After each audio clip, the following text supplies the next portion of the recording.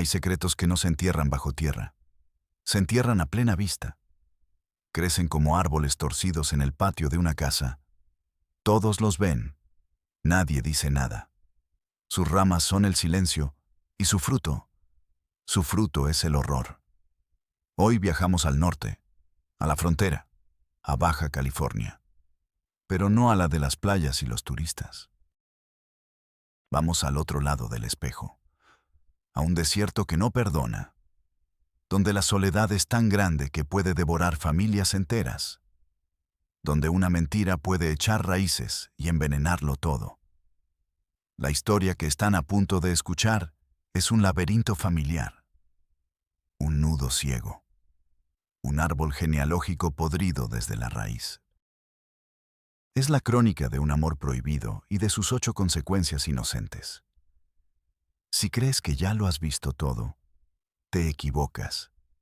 Quédate, suscríbete, porque hoy vamos a talar un árbol de secretos, y el sonido de su caída resonará en tu conciencia para siempre. Todo comienza no con un grito, sino con una fiebre que no cedía. El doctor Ricardo Fuentes era joven, demasiado joven quizás. Acababa de terminar su carrera y estaba haciendo su servicio social obligatorio. Le asignaron un pequeño dispensario en Ojos Negros, un puñado de casas de adobe y lámina perdidas en la inmensidad del desierto de Baja California, un lugar donde el tiempo se mide por el movimiento del sol y la vida por la escasez del agua. Ricardo era un hombre de ciencia, de libros, de certezas. Creía en los diagnósticos, en los tratamientos, en la lógica. El desierto le iba a enseñar una lección. Hay enfermedades que no aparecen en los libros de medicina. Hay fiebres que vienen del alma. Un día llegó a su puerta un hombre. Se llamaba Arturo. Un hombre curtido por el sol, de pocas palabras. Traía en brazos a una niña de unos 5 años. Ardiente. Delirante. Tiene calentura. Fue todo lo que dijo. Ricardo examinó a la niña. Deshidratación severa. Infección respiratoria. Nada que un antibiótico y suero no pudieran arreglar. Pero notó algo más. Algo en la estructura de su cara. En la forma de sus orejas. Pequeñas anomalías. Marcadores sutiles que había estudiado en sus clases de genética. Lo anotó en su libreta como una curiosidad. Disformia leve. Le dio el tratamiento a Arturo. Le dijo que volviera en 3 días. El hombre asintió en silencio. Tomó a la niña y se fue, caminando hacia la nada del desierto. A las 2 semanas, otro niño. Un varón de unos 7 años. La misma fiebre, la misma infección y los mismos rasgos, idénticos a los de la niña. Es su hermano, explicó Arturo. Ricardo sintió una punzada de inquietud. 2 hijos con la misma condición genética rara era una coincidencia, pero posible. Trató al niño. Le hizo preguntas a Arturo sobre su familia, sobre su esposa, sobre si había más niños. Arturo respondía con monosílabos. Sí. Number quizás. Era un muro de piedra. La inquietud de Ricardo se convirtió en una espina clavada en su mente científica. Empezó a investigar. En los archivos del pequeño municipio, no había registros de nacimiento de la familia Salazar. Era como si no existieran oficialmente. Preguntó a los pocos habitantes de Ojos Negros. Los Salazar son gente apartada. Viven allá lejos, pasando el Cerro del Muerto. Llegaron hace muchos años. Son ellos y sus hijos. Nunca se meten con nadie. El misterio crecía. Y Ricardo, en la soledad de su dispensario, se obsesionó. No era solo curiosidad médica. Era algo más profundo. Un instinto que le decía que detrás de ese muro de silencio había algo roto, algo fundamentalmente incorrecto. Decidió que tenía que ir. Tenía que ver a la familia completa. Ver a la madre. Una tarde, llenó su maletín con vitaminas y medicamentos básicos como pretexto. Tomó su viejo jeep y condujo hacia el Cerro del Muerto. El camino era una cicatriz en la tierra seca. El sol caía a plomo. El aire vibraba con el calor. Después de una hora, vio la casa. Apenas una construcción de bloques de cemento sin pintar. Un techo de lámina. Un corral con un par de cabras. Y un árbol. Un mezquite solitario y retorcido. Parecía una mano esquelética saliendo de la tierra. Ricardo aparcó el jeep y caminó hacia la casa. El silencio era absoluto. Solo el viento. Sintió un frío inexplicable en la espalda, a pesar del calor de 40 grados. Sus manos, al tocar la puerta improvisada de madera, temblaban ligeramente. Pausa dramática, música sutil. Tocó. Nadie respondió. Volvió a tocar, más fuerte. La puerta se abrió una rendija. Apareció un rostro, el de una mujer, Elena, la esposa de Arturo, la madre. Ricardo sintió un golpe en el estómago. No fue por la pobreza de su aspecto, ni por la delgadez de su cuerpo. Fue por su cara. Era el rostro de Arturo, con el pelo largo, con la piel más suave, pero eran los mismos ojos, la misma nariz, la misma línea de la mandíbula. No se parecían. Eran un reflejo, un eco. Elena lo miró con pánico. ¿Qué quiere? Zrenia, susurró. Ricardo se quedó sin palabras por un instante. La verdad, tan monstruosa, tan impensable, le había estallado en la cara. Ya no necesitaba pruebas de ADN, ni estudios genéticos. La prueba estaba ahí, de pie, frente a él, temblorosa, aterrada. Soy el doctor, logró decir. Vengo a ver a los niños, a traerles vitaminas. Elena dudó. Miró por encima de su hombro, hacia la oscuridad de la casa. Arturo no está. No importa, es rápido. Ella finalmente lo dejó pasar. El interior de la casa era un solo cuarto grande y sombrío. Olía a polvo y a encierro. Y allí estaban, los niños. 8. De diferentes edades, desde un bebé en un catre hasta un adolescente de unos 16 años. Todos sentados en el suelo de tierra, en silencio, mirándolo. Y todos tenían la misma cara, la cara de Arturo, la cara de Elena. Eran variaciones de un mismo tema, 8 espejos rotos reflejando el mismo secreto. Ricardo sintió que el aire le faltaba. La habitación parecía encogerse a su alrededor. El suelo se movía bajo sus pies. Comenzó a examinar a los niños, uno por uno. Sus manos actuaban en automático. Su mente estaba en otro lugar, tratando de procesar la enormidad de lo que estaba viendo.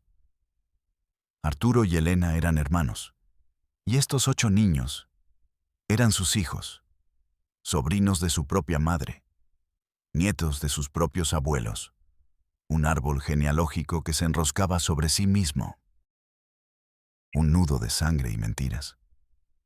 El hijo mayor, Ismael, de 16 años, lo miraba fijamente, no con la curiosidad de un niño, sino con la gravedad de un anciano.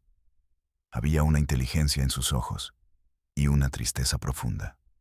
Él sabía. De alguna manera, él sabía que su mundo no era normal. Ricardo terminó su revisión. Dejó las vitaminas sobre una mesa destartalada. Elena no había dicho una palabra en todo el tiempo. Solo lo observaba, con los brazos cruzados sobre el pecho, como si se estuviera abrazando a sí misma para no romperse. Cuando Ricardo salió de la casa, el sol del desierto le pareció frío. Se subió a su jeep. Se sentó frente al volante durante varios minutos, inmóvil, tratando de respirar. Sentía un sabor amargo en la boca, el sabor del conocimiento prohibido. Miró hacia la casa y vio a los 8 niños en la puerta, 8 rostros idénticos, mirándolo irse. 8 pequeñas sentencias, 8 preguntas sin respuesta. Conducía de regreso a ojos negros. Pero ya no era el mismo hombre. El joven idealista se había quedado atrás, en esa casa de bloques de cemento. Ahora era el guardián de un secreto terrible. Y tenía que decidir qué hacer con él. Música reflexiva y triste. Para entender la raíz de un árbol torcido, hay que excavar. Hay que buscar en el pasado, en la tierra envenenada donde creció. Arturo y Elena no eran monstruos, eran supervivientes. Crecieron en un rancho en Sonora, hijos de un padre alcohólico y violento. Un hombre que gobernaba su casa con el cinturón y los puños. Su madre era una sombra, una mujer rota por el miedo. Para Arturo y Elena, el mundo era peligro. Su único refugio eran ellos mismos.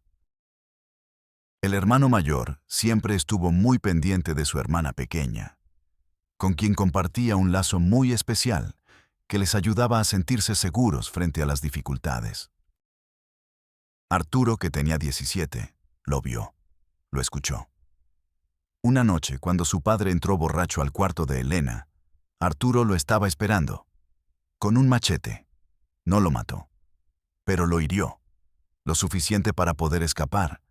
Esa misma noche, huyeron, con lo opuesto. Corrieron hacia el norte, sin mirar atrás. Dejaron atrás su infierno.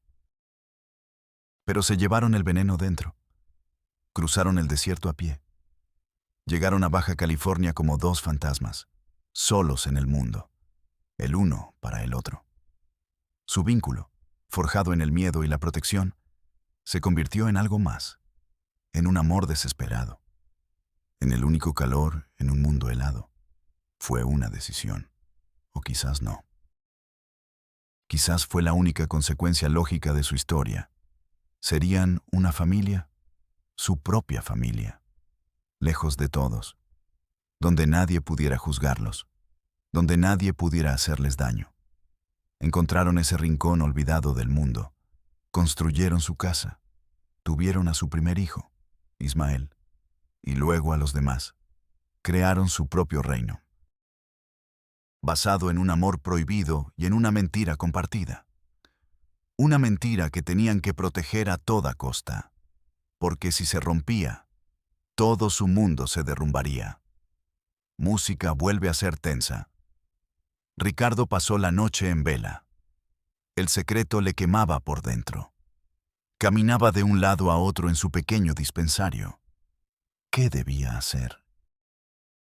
La ciencia le decía que esto era un desastre genético, un riesgo inmenso para los niños. Su conciencia le decía que eran víctimas, todos ellos, atrapados en una historia que no empezaron. La ley. ¿Qué decía la ley? El incesto es un delito. La omisión de cuidados también. Tenía el deber de denunciar, el deber de un médico, el deber de un ciudadano. Al día siguiente, con el corazón pesado, condujo hasta la cabecera municipal. A la comandancia de policía, un cuarto caluroso con mapas amarillentos en las paredes. El jefe de policía, un hombre llamado Vargas, lo escuchó con paciencia. Ricardo le contó todo, con cuidado, sin juicios, solo los hechos, los niños enfermos, las anomalías genéticas. El increíble parecido entre Arturo y Elena. Vargas se recargó en su silla, se rascó la barbilla. Miró a Ricardo con una mezcla de pena y fastidio. «Mire, doctor», dijo con voz cansada. «Conozco a los Salazar. Llevan aquí casi 20 años. Nunca han dado un solo problema». «Pero esto es un problema», Swing insistió Ricardo. «Es un delito. Los niños están en riesgo». ¿Riesgo de qué? ¿Usted los vio golpeados? ¿Desnutridos? No, pero... Viven pobres, como todos por aquí. Pero Arturo es un hombre trabajador. Cuida de los suyos. ¿Y usted va a llegar, un muchacho de la ciudad, a decirles cómo vivir? La voz de Vargas era suave, pero cortante. Doctor, esto es el desierto. Las reglas son otras. Aquí, la familia es lo único que hay. No se meta. Va a causar más daño del que quiere arreglar. Ricardo sintió una oleada de frustración. ¿Entonces no va a hacer nada? No tengo nada que hacer, dijo Vargas, poniéndose de pie, dando por terminada la conversación. No hay denuncia. No hay víctima que se queje. Solo las sospechas de un doctor. Vuelva a su dispensario, doctor. Cúrese a la gente de la tos. Ricardo salió de la comandancia, aturdido. El primer muro del sistema lo había rechazado. No con violencia, con algo peor, con condescendencia, con una sabiduría rural que justificaba el horror. Sintió el peso del desierto sobre él. Un peso de cinismo y resignación. No se dio por vencido. Si la ley local era ciega, iría a la estatal, a Mexicali, a las oficinas del DIF. El edificio era moderno, con aire acondicionado y cristales polarizados. Un mundo diferente. Esperó 3 horas en una sala de espera de plástico naranja.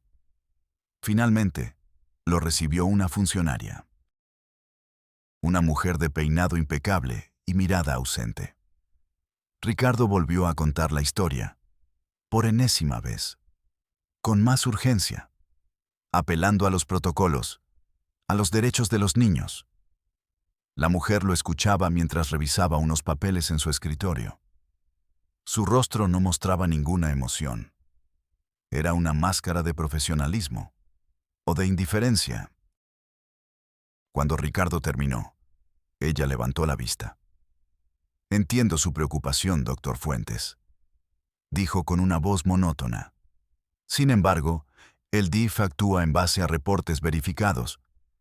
Lo que usted presenta son inferencias personales, basadas en una observación física. Pero es evidente. Zrenia casi gritó Ricardo. Solo tienen que ir y verlos. No funciona así, doctor. Para que nosotros enviemos a un equipo de trabajo social, necesitamos un expediente iniciado. Una denuncia formal ante el Ministerio Público. ¿Ya fue usted? Fui a la policía municipal. No es suficiente, lo cortó ella. Necesita ir al MP en Mexicali y levantar un acta de hechos. Ellos iniciarán la investigación.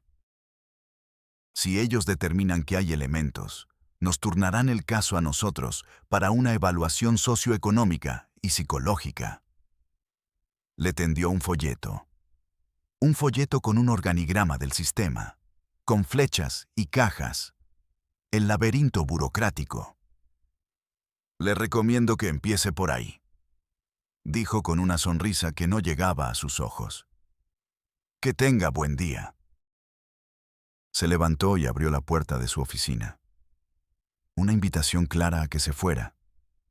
Ricardo se encontró de nuevo en la calle, con un folleto inútil en la mano. El calor de Mexicali era sofocante. Se sentía atrapado, en un juego perverso donde cada puerta lo llevaba a otra puerta cerrada. El sistema no estaba fallando. El sistema era el muro. Una fortaleza de procedimientos diseñada para que nadie pudiera entrar o salir. Fue al Ministerio Público, un edificio viejo y abarrotado. El olor a café rancio y a justicia demorada. Hizo otra fila. Habló con otro funcionario, un hombre joven con ojeras profundas. Le contó la historia. El funcionario tecleaba sin mirarlo. Cuando Ricardo terminó, el hombre imprimió una hoja. Esto es un acta informativa, dijo. Usted está declarando lo que vio y lo que sospecha. Para que esto se convierta en una investigación, necesito pruebas, fotos, grabaciones, testimonios. Idealmente, el testimonio de la madre. Ella nunca hablará, dijo Ricardo. Está aterrorizada. Entonces es la palabra de usted contra la de ellos, doctor. Era la misma frase que había usado el policía Vargas. El eco de la indiferencia, el mantra del sistema. Ricardo se derrumbó, apoyó las manos en el mostrador para no caerse. Se sentía vacío, derrotado. ¿Y los niños? Component Placement preguntó en un susurro. ¿A nadie le importan los niños? El funcionario se encogió de hombros. Un gesto mínimo, casi imperceptible. El sistema tiene procedimientos, doctor. No podemos saltárnoslos por cada sospecha. Imagine el caos. El sistema no buscaba justicia. Buscaba ordenar el horror en carpetas, clasificarlo, archivarlo hasta que fuera olvidado. Esa noche, en un cuarto de hotel barato en Mexicali, Ricardo tomó una decisión. Si el sistema no iba a la montaña iría al sistema. Tenía que conseguir pruebas irrefutables, y solo había una forma de hacerlo. Tenía que volver. Y tenía que hablar con Ismael, el hijo mayor, el que tenía la verdad en sus ojos tristes. Pausa dramática. Regresó a Ojos Negros sintiéndose un conspirador, un intruso. Vigiló la casa de los Salazar durante 2 días. Aprendió su rutina. Arturo salía temprano a trabajar en un rancho cercano. Elena se quedaba con los niños más pequeños. Ismael, el mayor, llevaba a las cabras a pastar a un pequeño cañón a un par de kilómetros de la casa. Iba solo. Era su única oportunidad. Al tercer día, lo interceptó en el cañón. El muchacho se asustó al verlo. Retrocedió, desconfiado. «No te asustes, Ismael», dijo Ricardo, manteniendo la distancia. «Solo quiero hablar contigo». «No tengo nada que decir», respondió el chico. Su voz era grave, como la de su padre. «Sé que las cosas son difíciles en tu casa», dijo Ricardo suavemente. «Sé que guardas un peso muy grande». Ismael no respondió. Solo lo miraba, con esos ojos que sabían demasiado. Ricardo se sentó en una roca. No lo presionó. Le habló del mundo exterior, de la ciudad, de la escuela, del mar. Le habló de cosas que Ismael solo podía haber imaginado. Poco a poco, el chico bajó la guardia. Se sentó a unos metros de distancia. Escuchaba. Finalmente, Ricardo hizo la pregunta que lo cambiaría todo. «Ismael, ¿tú sabes por qué tú y tus hermanos se parecen tanto a tu mamá y a tu papá?» El silencio que siguió fue denso, pesado. Ismael bajó la vista y empezó a dibujar círculos en la arena con una vara. «Mi papá dice que es porque somos una familia fuerte», susurró, «que nuestra sangre es pura». «¿Y tú le crees?», Zrenia preguntó Ricardo. Ismael levantó la vista. Y por primera vez, Ricardo vio una fisura en su armadura. Vio al niño asustado debajo del joven serio. «A veces, por la noche». «Zrenia», dijo Ismael, con la voz rota. «Escucho a mi mamá llorar. Llora muy bajito para que papá no la oiga». Fue suficiente. No era una confesión, pero era una grieta en el muro de silencio. Ricardo sintió una mezcla de triunfo y de una tristeza inmensa por ese chico. «Ismael, hay gente que puede ayudaros. A ti, a tus hermanos, a tu mamá. Papá dice que la gente de fuera es mala, que quieren separarnos. No todos, Ismael. Yo quiero ayudar».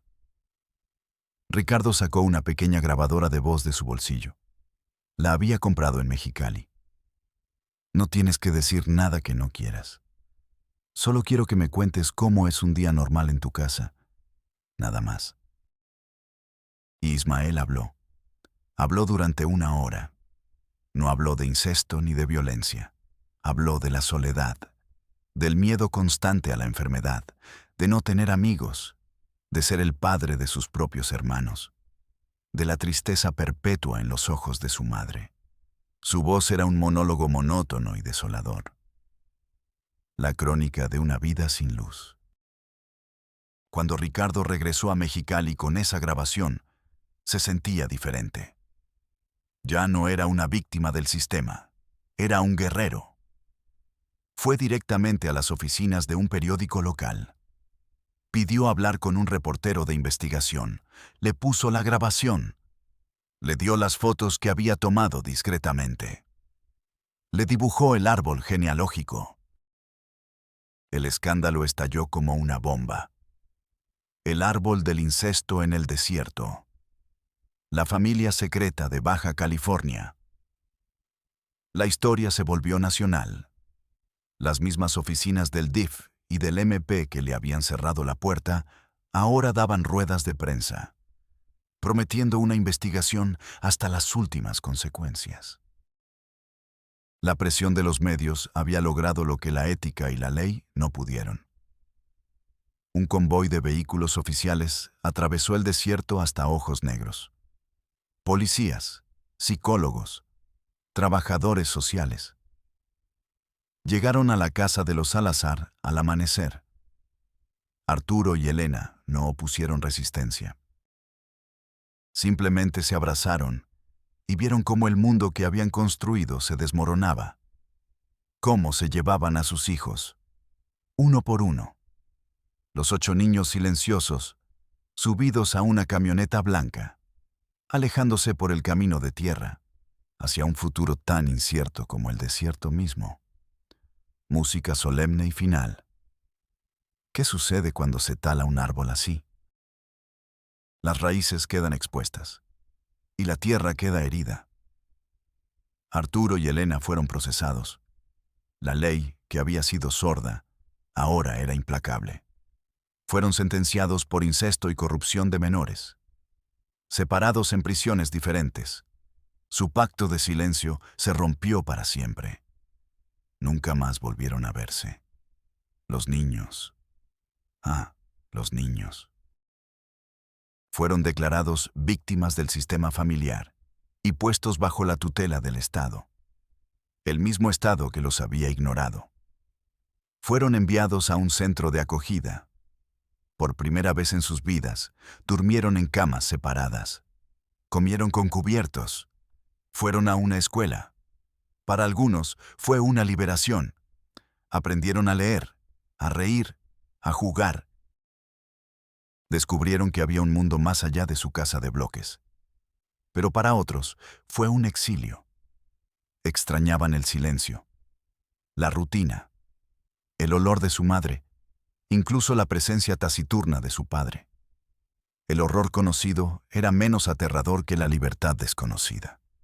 Ismael, el mayor, se convirtió en el más perdido de todos. Llevaba la culpa de haber hablado, la culpa de haber roto el pacto. Se escapó del centro varias veces, intentando volver al desierto, a su único hogar, a las ruinas de su reino.